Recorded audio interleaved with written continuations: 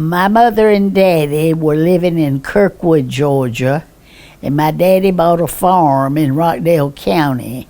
And we moved to Rockdale County when I was only, I would say, a year or two old. No older than 2. I think I was about 1. And I've been here ever since. I'm 92, so that makes me have been here about 91 years. And I've seen a lot of changes. I've been in this church since I was about 6 years old. So I've seen a lot of changes in our church also. You may have already heard this from some of the others, but I can remember when we had the little wood church out here in the front, and our Sunday school rooms were cornered off in the corners. They had a curtain to pull, and we had a Sunday school class in each corner. And of course, we had a lot of fun things going on back then.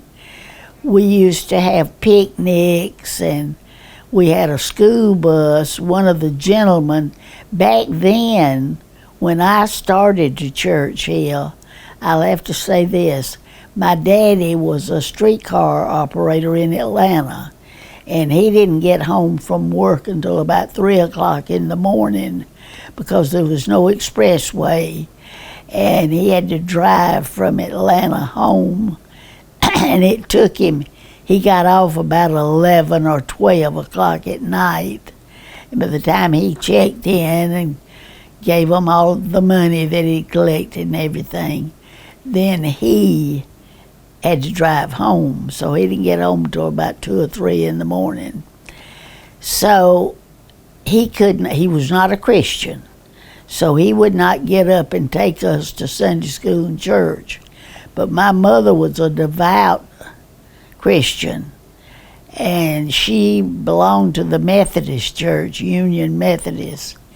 But she said, God gave me these children, and if he wanted them to go to school and get an education, he certainly wanted them to go to church to learn about God.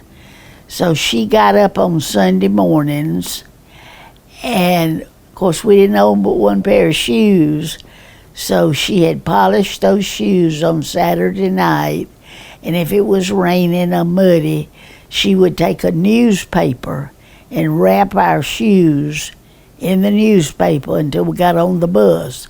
But a man by the name of Mr. Will Parr owned his own school bus. The county did not own the school buses at that time. Individuals owned their own buses. And Mr. Will Parr owned his own bus, and he decided that he would come around and pick up people who didn't have a way to church and would bring us to church. And I said, there are 2 people that I really, really still appreciate and thank God for, and that was Mr. Will that let me get on his bus and come to Rockdale, and my mother for the fact that she saw that I got here, you know. And of course, she was coming to church with us, and they asked her to teach a Sunday school class, even though she was a Methodist and Rockdale Baptist was Baptist. But she soon joined the Baptist church, and of course we've been Baptists ever since, you know. But yeah, the church, we had a lot of fun times back then. The school bus would take us down to Indian Springs, and we would go to Grant Park, and we would just go to different places and have a picnic. And back then, you didn't have to worry about any virus or anything. You just enjoyed going and being with people and fellowshipping. And then we had a lot of meetings on the ground, dinners on the ground, you called it, you know, where we came together and had picnics and enjoyed that too. So I had a very, very good upbringing, especially, and my father, I will say, became a Christian when I was about 12 years old, about the time I became a Christian.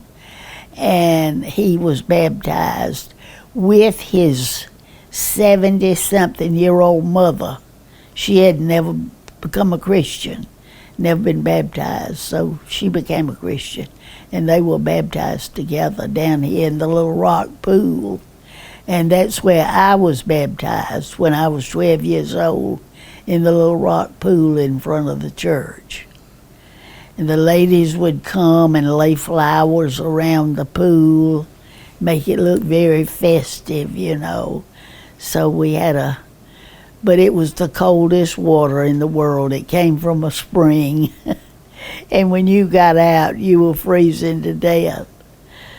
But I remember all of those times, and I'm thankful that I had those memories. You know, even though this is a good time, I guess I feel like I had the best times when I was young. And of course, my husband went to this church, and we married when we were both 20 years old, right here at Rockdale Baptist. Didn't have a pastor at that particular time, and we had asked another pastor of First Baptist to come and perform our ceremony. And we were getting married on a Saturday night, June 26th, at 7 o'clock, I believe, and he was late. So I didn't know whether I was going to get married or not. But he finally came, and we got married. And of course, at that time, you had no air conditioning. And I was standing at the altar, and I felt something going down my back, and I thought I had a bug, and I kept squirming and squirming. And it was perspiration. I was so hot. But anyway, we had and my friends, I was at that time working in Atlanta at an insurance agency, and they came to the wedding, and I know they knew and thought, oh my gracious, where have we come to? Because they came out of Atlanta where there was air conditioning and everything, but we were using old-timey fans, you know. So that's been my experience here. Happy anniversary, 150 years, Rockdale County. I've seen a lot of changes in those years, but I am still so thankful that I live in Rockdale County. I've been proud of it for all these many years. I've lived here basically all my life. So I hope Rockdale County continues to grow and to have a good reputation, to have good school system and a good government.